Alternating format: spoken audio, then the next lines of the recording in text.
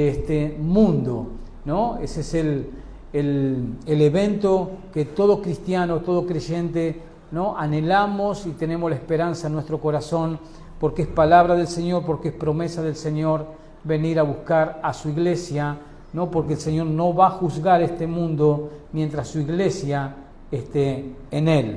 Amén. Vamos a orar antes que nada, antes ya de introducirnos al tema que tenemos para estudiar en esta tarde. Amén. Así que vamos a orar, hermanos. Padre, te damos en verdad muchísimas gracias. Estamos en verdad agradecidos, Señor, agradecidos por la gracia que tú has derramado sobre cada uno de nosotros, perdonando todos nuestros pecados, justificándonos, dándonos vida eterna, resucitándonos espiritualmente, uniéndonos a tu bendita y hermosa familia en todas partes del mundo, Señor, donde tú tienes hijos tuyos. Te damos gracias de hacernos y habernos hecho parte de la iglesia, miembros del cuerpo de Cristo, parte del pueblo de Dios.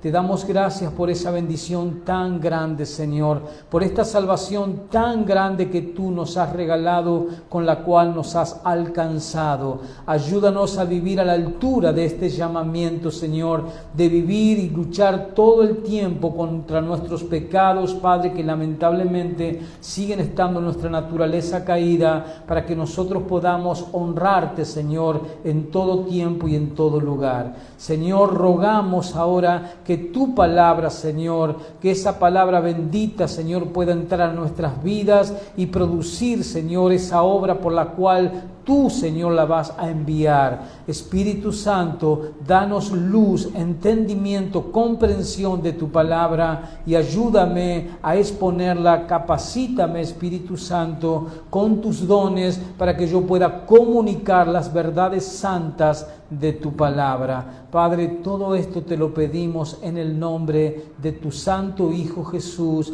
y te damos gracias, gloria y honra, porque solo tú eres merecedor de ella. Gracias, Señor, en el nombre de Jesús. Amén y amén. Gloria al Señor, hermanos. Como decíamos, el evento que va a disparar todos los eventos proféticos que aún tienen que cumplirse es el arrebatamiento de la iglesia. Luego del arrebatamiento de la iglesia va a continuar lo que se llama proféticamente la semana 70 de Daniel, lo cual también es llamada la tribulación, la cual se divide en dos periodos de 3 años y medio cada uno, ¿no? Tribulación, y la segunda parte es llamada la gran tribulación. Y la gran tribulación, esos últimos 7 años de juicio sobre este mundo, van a culminar con la aparición física, visible, del Señor Jesucristo viniendo a este mundo a comenzar su reinado mundial y de una duración de 1000 años. Luego de eso, obviamente, terminará ese reinado milenial de Cristo con la última sublevación satánica y de esta humanidad perdida, la cual el Señor va a destruir, y luego vendrá el juicio del gran trono blanco, y al final de ese juicio Dios creará, o mejor dicho, recreará cielos nuevos y tierra nueva, y entraremos, ¿no?, finalmente al estado eterno. Pero hay muchas cosas que todavía deben cumplirse, ¿no? Y habíamos visto al menos 5 de ellas, y vamos a hacer un breve repaso, ¿no?, de estos 5 eventos que aún tienen que cumplirse, ¿no?, y que aguardan precisamente su cumplimiento. El primer evento que habíamos estudiado era que Israel no ha sido salvo ni restaurado como nación, como una entidad nacional. No, la nación de Israel todavía nosotros no la vemos, ¿no?, que haya sido restaurada por Dios, que haya sido traída a la comunión con Dios, a la adoración del verdadero Dios, al reconocimiento de Jesús como Mesías, sino que la nación de Israel actualmente sigue en incredulidad, sigue rechazando a Jesús como su Mesías, ¿no? Pero ese evento va a suceder. Un día Israel va a ser salvado como nación, va a ser salvado, va a ser restaurado como una entidad nacional. En segundo lugar, no vemos que las naciones sirvan a Dios en la actualidad, y no lo hemos visto a lo largo de la historia de la humanidad. No hemos visto que todas las naciones sirvan a Dios, pero claramente las Escrituras nos revelan que vendrá un tiempo cuando las naciones van a adorar y van a servir a Dios. Todas las naciones del mundo terminarán adorando y sirviendo a Dios. En tercer lugar, vimos que las naciones no están experimentando la armonía internacional entre ellas, y vemos que las naciones no han dejado de hacerse la guerra entre ellas, sino todo lo contrario. Y vemos actualmente en nuestro mundo un aumento bélico entre las naciones. Vemos guerras desatadas, guerras que están por desatarse. Vivimos en un mundo totalmente hostil. Las naciones no están experimentando entonces la armonía internacional y la eliminación de la guerra, sino todo lo contrario. Pero un día, dice la Escritura, que va a suceder. ¿Qué va a suceder? Que todas las naciones van a vivir en armonía y que se va a eliminar para siempre las guerras entre las naciones. También habíamos estudiado que este planeta un día va a ser totalmente restaurado, va a ser totalmente renovado. Eso claramente lo enseñó Jesús así en Mateo 19, 28, cuando Él habló de la regeneración de esta tierra. Entonces sabemos que este planeta un día va a ser totalmente renovado, restaurado. Por ejemplo, como lo dice el profeta Isaías, el desierto, que son kilómetros de tierra no árida, que no se puede sembrar, que no sirve absolutamente para nada, va a ser una pradera, literal. ¿Cuándo? Cuando el Señor restaure este planeta. Y todos estos eventos se van a cumplir, obviamente, cuando el Señor Jesucristo esté reinando en esta tierra. También habíamos visto, en quinto lugar, que todavía no hemos visto la armonía en el reino animal, ¿sí? Nosotros sabemos que hay animales salvajes, animales depredadores, animales venenosos. Bueno, todo eso va a cambiar un día porque va a haber una armonía total entre los animales. Y ese texto vamos a leer lo que está en Isaías, acompáñeme allí, capítulo 11, donde Dios a través del profeta nos habla de que un día va a haber una armonía en el reino animal. Isaías capítulo 11, versículo 6 al versículo 9, que es otro evento que nunca ha sucedido, pero claramente un día va a suceder, y todo eso va a ser durante el reinado del Mesías, el Señor Jesucristo, en este mundo. Dice así el verso 6, morará el lobo con el cordero, morará el lobo con el cordero, y el leopardo con el cabrito se acostará. El becerro y el león y la bestia doméstica andarán juntos. Usted puede ver ahí claramente la armonía que va a haber en el reino animal, cosa que nunca sucedió y no está sucediendo, pero Dios lo ha escrito. ¿Por qué? Porque un día va a suceder, y eso va a suceder cuando Cristo esté en esta tierra reinando, gobernando el mundo entero. Sigue diciendo el texto, y la bestia doméstica andarán juntos y un niño los pastoreará. Verso 7, la vaca y la osa pasarán, sus crías se echarán juntas, y el león como el buey comerá paja, y el niño de pecho jugará sobre la cueva de la áspide, y el recién detestado extenderá su mano sobre la caverna de la víbora. No harán mal ni dañarán en todo mi santo monte, porque la tierra, escuche lo que dice al final del texto, ¿por qué va a suceder todo esto? Porque la tierra será llena ¿de qué? Del conocimiento de Jehová, como las aguas cubren la mar, ¿no? La tierra en su totalidad, cuando el Cristo esté reinando desde Jerusalén, desde Israel, el mundo entero, la tierra será llena de la gloria, del conocimiento de Dios, y todo será transformado para bien. Habrá armonía total, y eso alcanzará también el reino animal. En sexto lugar, habíamos visto también que Satanás sigue engañando al mundo y ejerciendo influencia sobre el mundo. Habíamos visto textos como Efesios 2, del 1 al 3, y también 1 de Juan 5, 19, donde, por ejemplo, Juan nos dice claramente que el mundo entero está bajo el poder del maligno, o sea, bajo su influencia, bajo su engaño. El mundo entero actualmente está bajo la influencia y bajo el engaño de Satanás. ¿No? Vayamos así a Efesios 2, del 1 al 3, que es un texto muy claro en cuanto a la influencia y el engaño que ejerce este ser maligno que es Satanás sobre el mundo entero.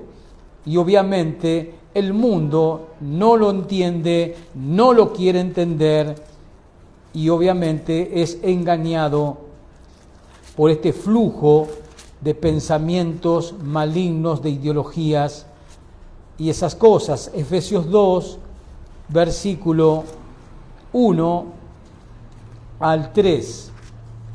Fíjese lo que Pablo les recuerda a estos creyentes de la iglesia allí en la ciudad de Éfeso. Dice el capítulo 2, verso 1, el apóstol Pablo: y Él os dio vida a vosotros cuando estabais muertos en vuestros delitos y pecados. Todos ya sabemos la explicación de ese texto.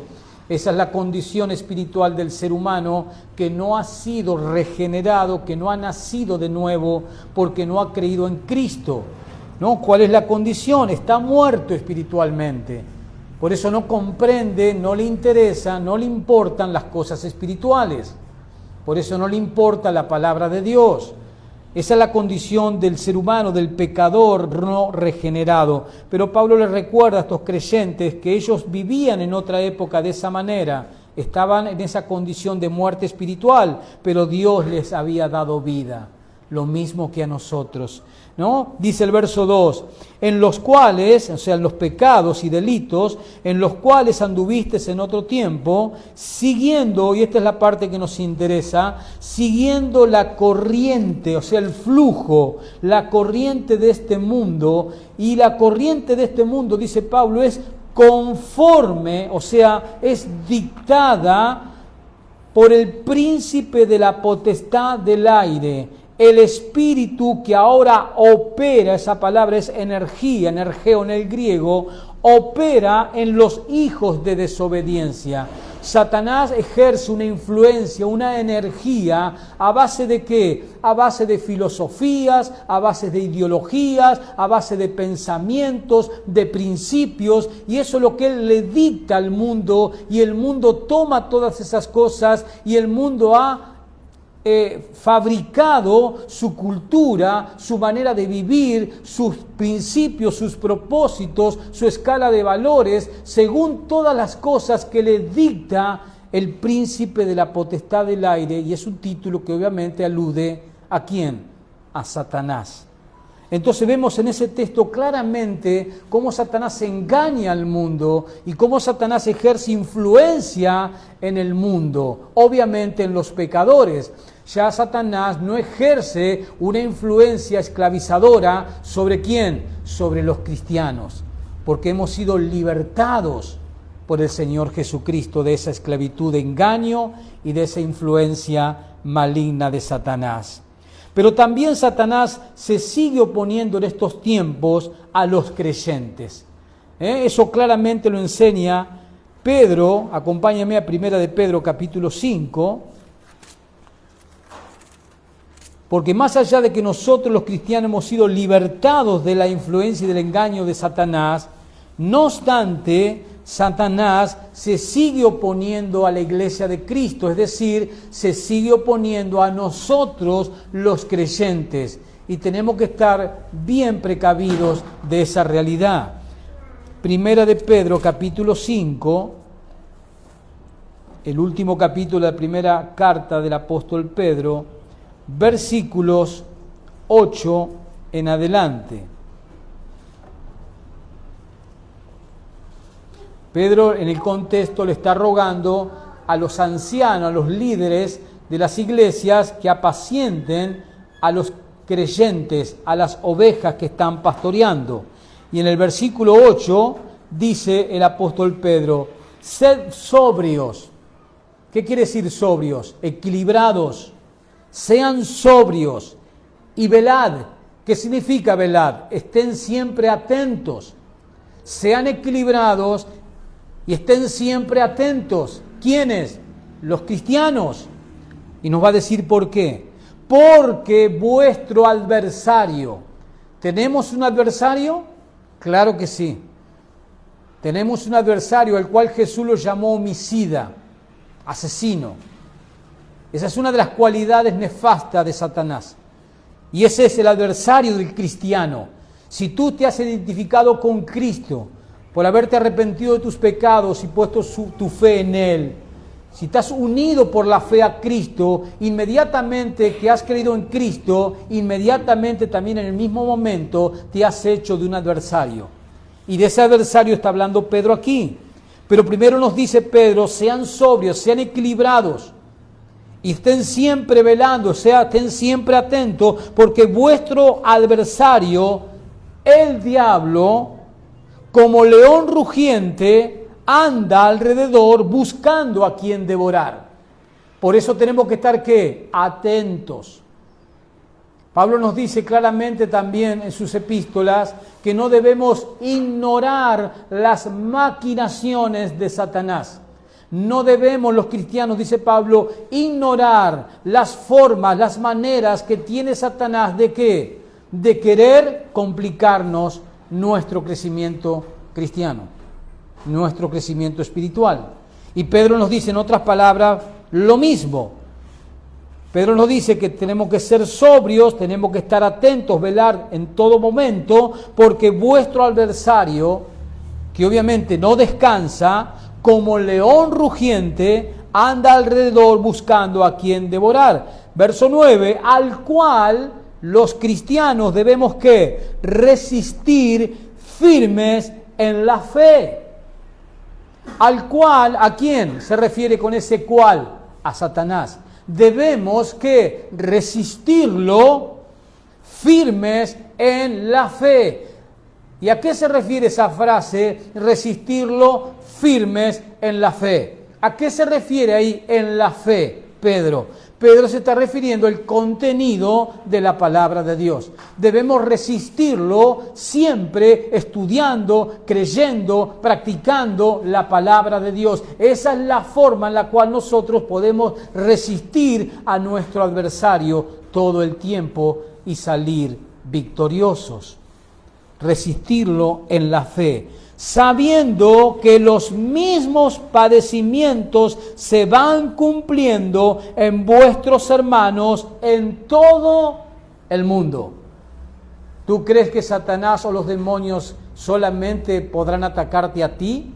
No, a todo cristiano en todas partes del mundo, el adversario trata de devorarlo. Devorarlo significa hacernos caer en pecado, arrastrarnos al pecado, llevarnos a los pecados antiguos. Ese es el fin que persigue Satanás.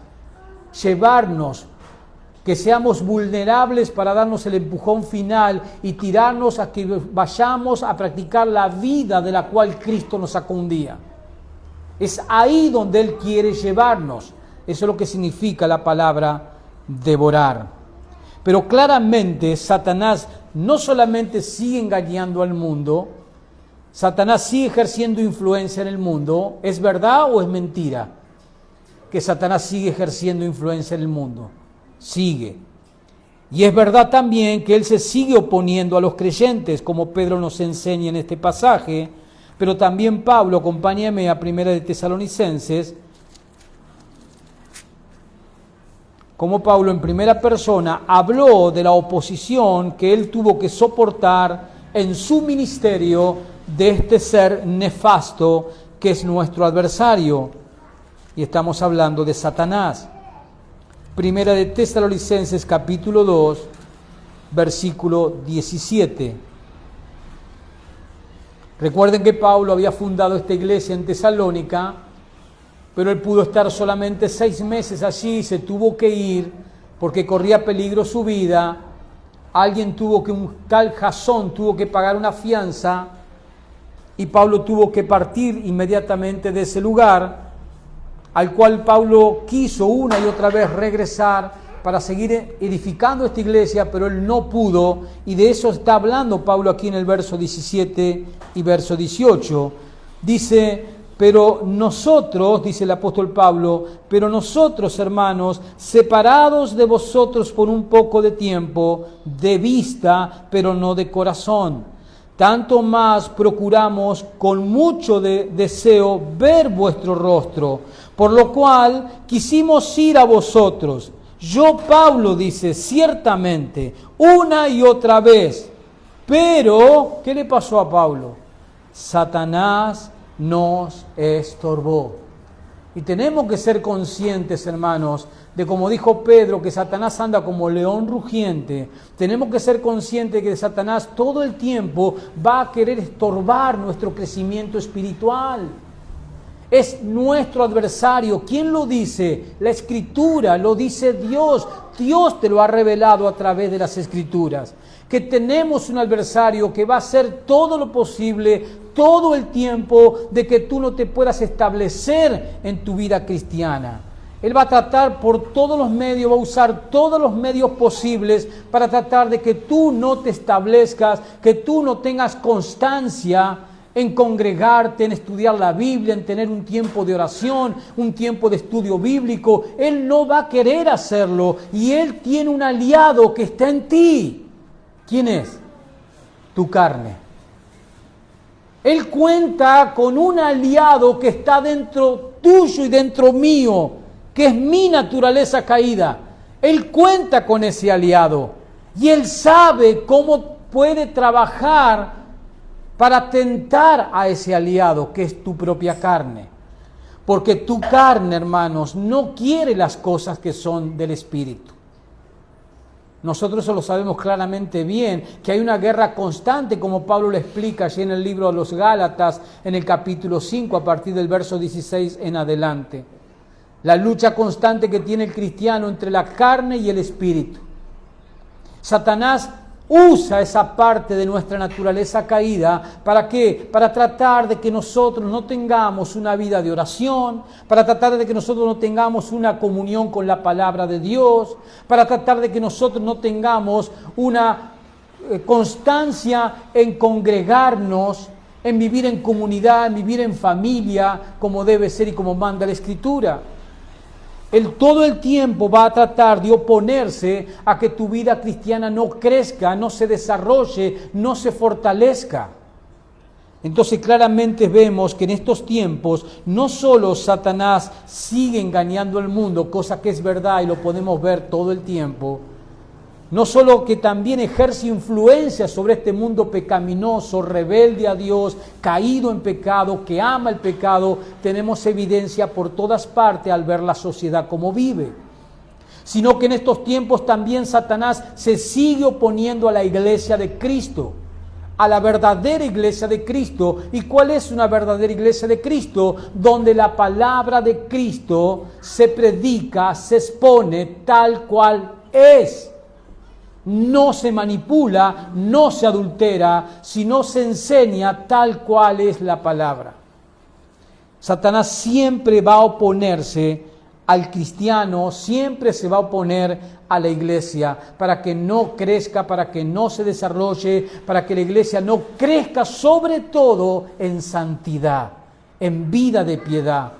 Y obviamente, llevado al plano individual, Satanás se va a tratar de oponerse todo el tiempo a que tú no crezcas en tu vida de santidad y en tu vida de piedad. Pero ¿cuál es la buena noticia? La buena noticia es que un día este ser nefasto, este adversario de los cristianos, este ser que engaña al mundo y ejerce influencia dominante sobre las sociedades del mundo y sobre las naciones del mundo, un día este ser nefasto será definitivamente y para siempre vencido y destruido. Acompáñeme al libro de Apocalipsis capítulo 20. Un día va a suceder que será vencido definitivamente. Pero en la actualidad lo vemos muy activo, tanto engañando al mundo secular, ejerciendo influencia sobre el mundo, como también oponiéndose a la iglesia de Cristo y a los cristianos. Apocalipsis 20, versículo 10. Vamos a tomar el contexto, vamos a leer a partir del verso 7. Está hablando del reino milenial de Cristo. Dice, verso 7, cuando los 1000 años se cumplan, ¿a qué se refieren estos 1000 años? Al reino milenial de 1000 años de Cristo en la tierra. Cuando se cumplan estos 1000 años, Satanás será suelto de su prisión. Verso 8, y saldrá. ¿A qué va a salir Satanás cuando lo suelten? Es porfiado, Tuvo 1000 años, ¿no? Preso por el Señor. El Señor lo suelta y ¿qué sale a hacer? Su esencia. ¿Cuál es su esencia? Engañar y hacer el mal. Eso es lo que nos dice el verso 8. Y saldrá a engañar a las naciones nuevamente. Actualmente ahora lo está haciendo. Pero esto no está hablando al final de los 1000 años. Verso 8, y saldrá a engañar a las naciones que están en los 4 ángulos de la tierra, a Gog y a Magog, a fin de reunirlos para la batalla, el número de los cuales es como la arena del mar, o sea, los ejércitos de todas las naciones que juntó Satanás a través de su engaño. Verso 9, y subieron sobre la anchura de la tierra y rodearon el campamento de los santos y la ciudad amada.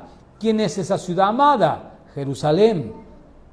Y de Dios descendió fuego del cielo y los consumió, o sea, los destruyó el Señor. Verso 10, y el diablo que los engañaba fue lanzado en el lago de fuego y azufre, donde estaban la bestia, o sea, este es el anticristo, y el falso profeta, y serán atormentados día y noche por los siglos de los siglos. Ese es el fin de Satanás. Ese es el fin de los demonios. Serán arrojados a un lugar de tormento, donde van a estar bajo tormento día y noche por los siglos de los siglos. Así terminará la historia de este nefasto ser. Entonces vemos, en sexto lugar, que Satanás actualmente sigue engañando y ejerciendo influencia en las naciones y en el mundo secular. Sigue oponiéndose a los creyentes, pero un día será vencido definitivamente. Y por último, número 7, esta creación sigue obrando, esta creación actual sigue obrando en contra del hombre, debido a su maldición.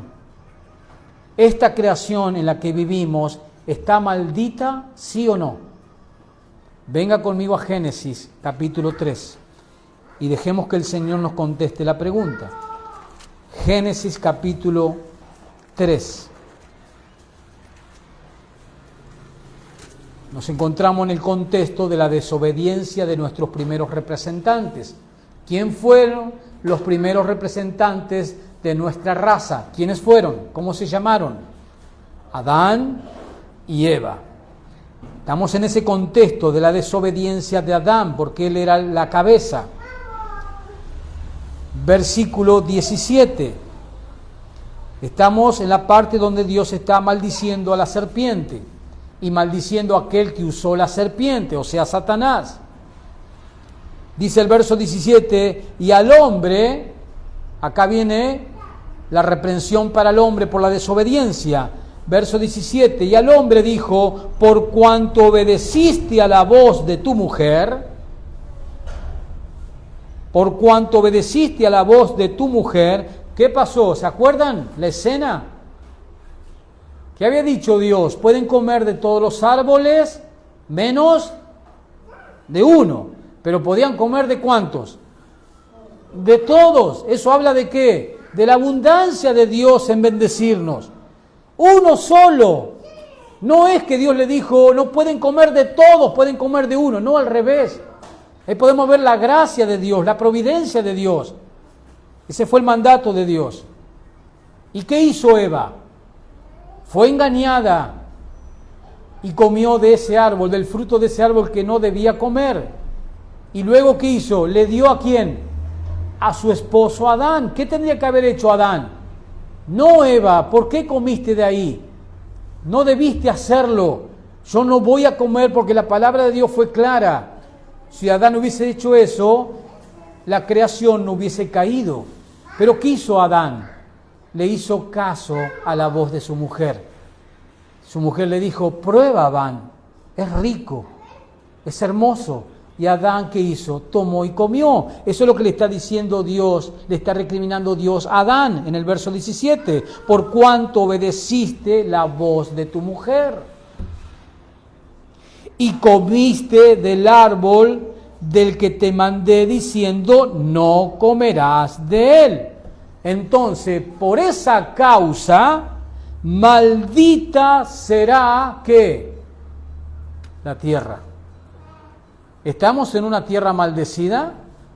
A pesar de la belleza que tiene, a pesar de que ella nos da de comer, nos da el alimento, a pesar de todo eso, estamos en una tierra bajo maldición. Imagínense si esta tierra es bella, si esta tierra nos da todo lo que necesitamos para vivir, imagínense si no estuviese caída en pecado, lo que sería, lo que nos podría dar. Pero vemos claramente que Dios dice, maldita será la tierra por tu causa. La tierra cayó en pecado por causa de ¿quién? Del hombre. Porque ¿quién era el regente de la tierra? El hombre. ¿Quién era el representante que tenía que gobernar y reinar la tierra para Dios? ¿Quién era? El hombre. Entonces, al pecar el hombre, arrastró ¿a qué? A toda la creación. Y eso incluye la tierra. Y eso es lo que está diciendo Dios. Y al hombre dijo, por cuanto obedeciste la voz de tu mujer y comiste del árbol del que te mandé diciendo, no comerás de él, maldita será la tierra por tu causa, con dolor comerás de ella todos los días de tu vida. Entonces, en séptimo lugar, esta creación sigue obrando en contra del hombre. ¿Debido a qué? A su estado de maldición. Debido a su maldición, como vemos registrado aquí en Génesis 3:17. Ahora, ¿cómo podemos ver esa maldición en la práctica? ¿Cómo podemos ver que esta tierra está maldecida? ¿Qué pruebas, qué evidencias podemos ver o tener para decir si es verdad lo que dice la Biblia? Vivimos en una tierra maldecida. Por ejemplo, terremotos. Son consecuencias de vivir en una tierra maldecida. Terremotos, tornados, huracanes, tsunamis, animales venenosos, tierras estériles, bacterias, virus, mortandad infantil, y podemos sumar a la lista. Todas esas cosas que conocemos todos los seres humanos son pruebas, son evidencias claras de que vivimos en una tierra bajo maldición. Todas estas evidencias, cuando Cristo venga a reinar la tierra y Él restaure la tierra, durante el reino milenial de Cristo habrá terremotos, habrá tornados, habrá vientos, habrá huracanes, habrá tsunamis, habrá bacterias, habrá virus. ¿Habrá? No. Porque el Mesías va a restaurar parte de esa maldición de esta tierra.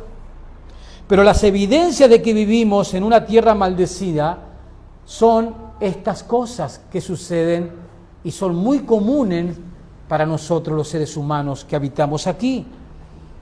Todos estamos familiarizados con terremotos, con tormentas, con vientos, con virus, con bacterias, todo el tiempo. Con mortandad infantil, con animales venenosos, con tierras estériles. Convivimos con esas cosas. Bueno, esas cosas son pruebas, son claras evidencias de que vivimos en una tierra totalmente maldecida.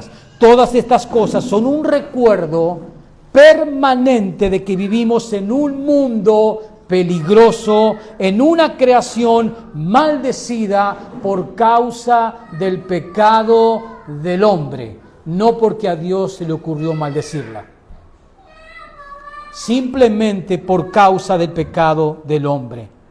Pero a pesar de eso, el hombre sigue teniendo la responsabilidad ante su Creador de gobernar la tierra. A pesar de eso, el hombre sigue teniendo la responsabilidad de gobernar esta tierra para Dios. Venga conmigo al Salmo 8. A pesar de esa maldición que tiene esta creación, el hombre sigue teniendo la responsabilidad ante nuestro Creador de gobernar la tierra para Él, para su gloria. Salmo 8, versículo 5. Salmo 8, versículo 5. Dice allí: le has hecho poco menor que los ángeles, hablando del ser humano. Le has hecho poco menor que los ángeles, y lo coronaste de gloria y de honra.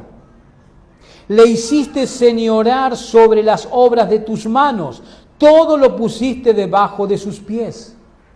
Esto es lo que hizo Dios.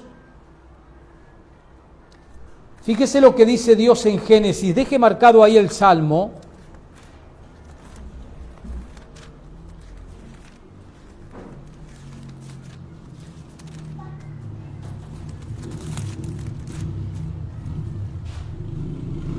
Y venga conmigo a Génesis 1, verso 26.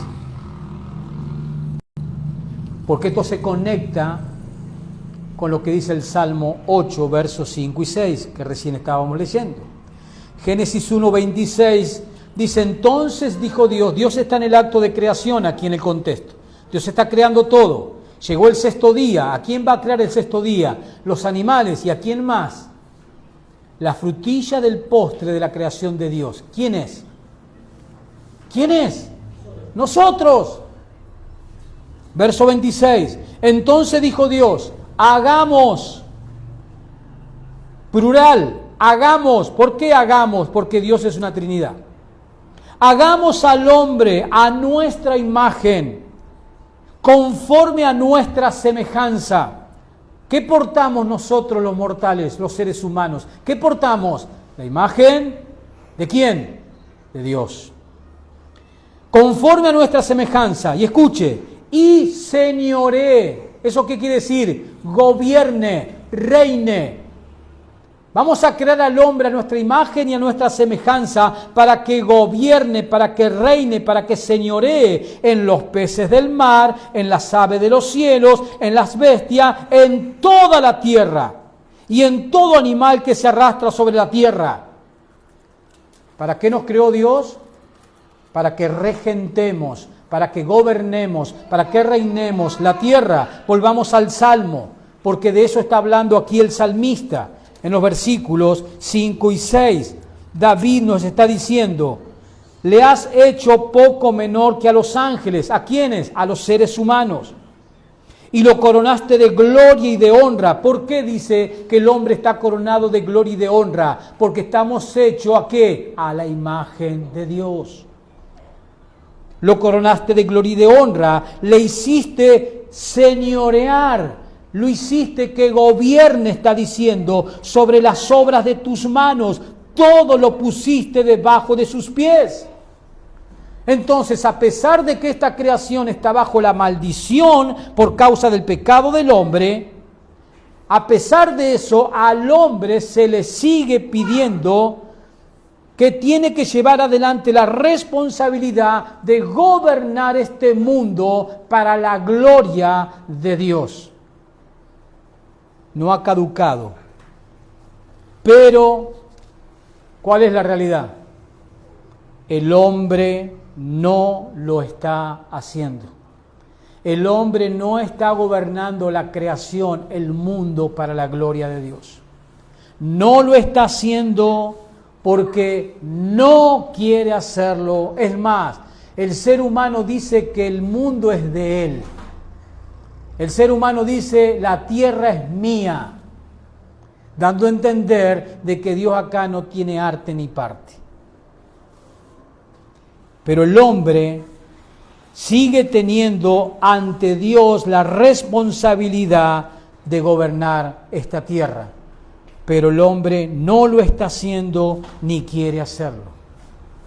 Cuando Cristo vino, cuando Dios se encarnó, cuando Cristo estuvo en esta tierra entre nosotros, cuando estuvo allí en la tierra de Israel, y vino principalmente y en primer lugar como rey de Israel a cumplir las promesas de Dios para con Israel. ¿Israel qué hizo? Lo rechazó. No quiso que Cristo reinara sobre ellos. Y Cristo allí en Lucas da una parábola dando a entender que los judíos como nación no quisieron que Cristo reine sobre ellos. Pero dejando a los judíos y extendiéndolos al mundo gentil, el ser humano también tiene el mismo principio en su corazón. No quieren que Cristo reine en sus corazones. Y cuando una persona, cuando un pecador, por la gracia de Dios, es llevado al arrepentimiento y es llevado a la fe en Jesucristo, precisamente, ¿qué es lo que sucede? Cristo entra a nuestros corazones como ¿qué? Como Rey y Señor. Entonces ahora tu vida, si eres cristiano, y mi vida, si soy cristiano, está ¿qué? Bajo el señorío de un rey, que es Cristo. Pero el ser humano, hermanos, ante la responsabilidad que tiene ante su Creador de gobernar este mundo, esta tierra para Dios, no lo está haciendo ni quiere hacerlo. Y escuche el apóstol Pablo en Romanos capítulo 1, hablando del mundo incrédulo. Romanos capítulo 1, versículo 18. Para que veamos que el mundo, el ser humano, no quiere gobernar esta tierra para Dios. No quiere hacerlo. Romanos capítulo 1, versículo 18. Nos comienza hablando de la ira, del porqué de la ira de Dios contra la humanidad. Verso 18 dice Pablo, porque la ira, o sea, el juicio de Dios, se revela desde el cielo contra toda impiedad e injusticia de los hombres que detienen con injusticia la verdad. ¿Qué verdad? La de Dios.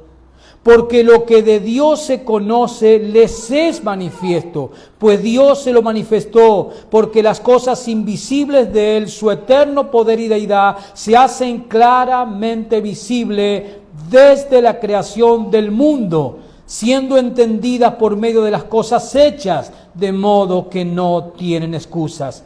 Verso 21, pues habiendo conocido a Dios, no le glorificaron. La humanidad no quiere glorificar a su Creador, no quiere gobernar, reinar esta tierra para Dios, no le glorificaron, dice el apóstol Pablo, como a Dios, ni le dieron gracias. Usted ve a la gente dándole gracias a Dios todo el tiempo. Usted ve a la gente que no es cristiana cuando se sienta a comer, usted ve que le da gracias a Dios por el plato de comida que tiene en su mesa. Usted escucha a la gente darle gracias a Dios por el trabajo que tienen. Usted escucha a la gente darle gracias a Dios todo el tiempo. No, todo lo contrario.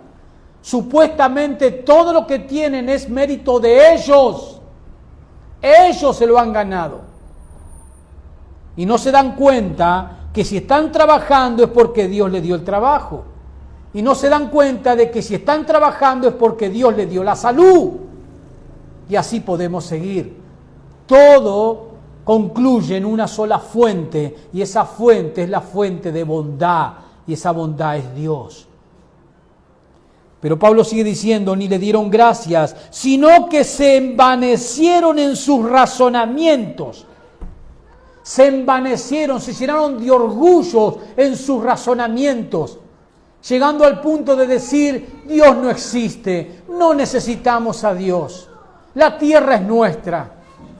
Se envanecieron en sus razonamientos y su necio corazón fue entenebrecido. Así está la mente de los seres humanos que no se han arrepentido y creído en Cristo. Así está su mente, oscura, no pueden ver.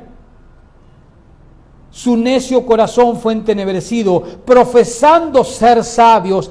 Eso sí, se creen sabios, inteligentes.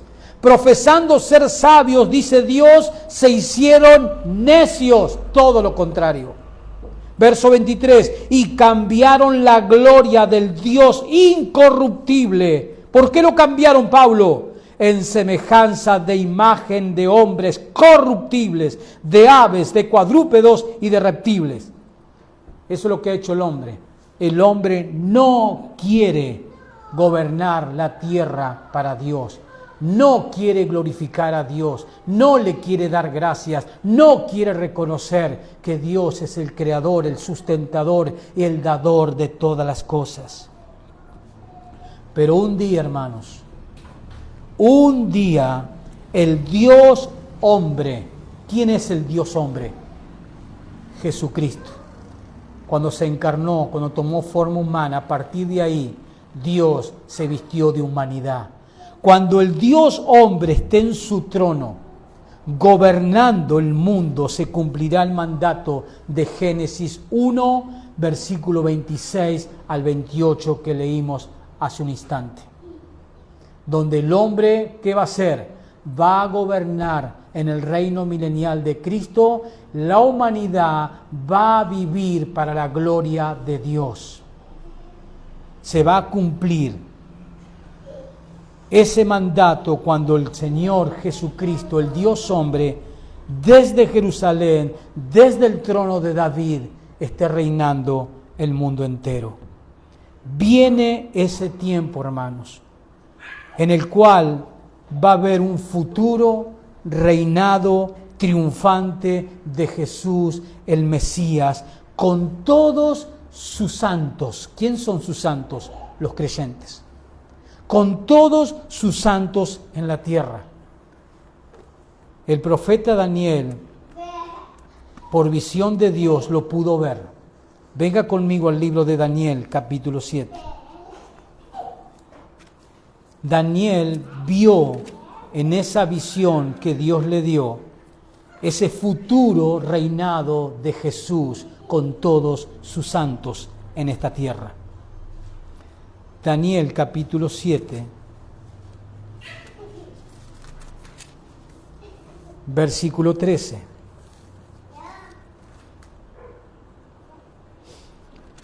Este capítulo 7 es una visión que recibe el profeta Daniel de cosas que todavía algunas se cumplieron y otras aguardan su cumplimiento. Esto que vamos a leer aguarda su cumplimiento. Todavía no ha ocurrido. Versículo 13 de Daniel 7 dice allí, miraba yo, ahí está Daniel viendo esta visión, y Daniel nos cuenta, dice, miraba yo en la visión de la noche, y he aquí con las nubes del cielo venía uno como un hijo de hombre. ¿Quién es ese? ¿Lo puede identificar? ¿Quién es? El Señor Jesucristo. Miraba yo en la visión de la noche, y aquí con las nubes del cielo venía uno como un hijo de hombre que vino hasta el anciano de días. ¿Quién es ese anciano de días? ¿Quién es?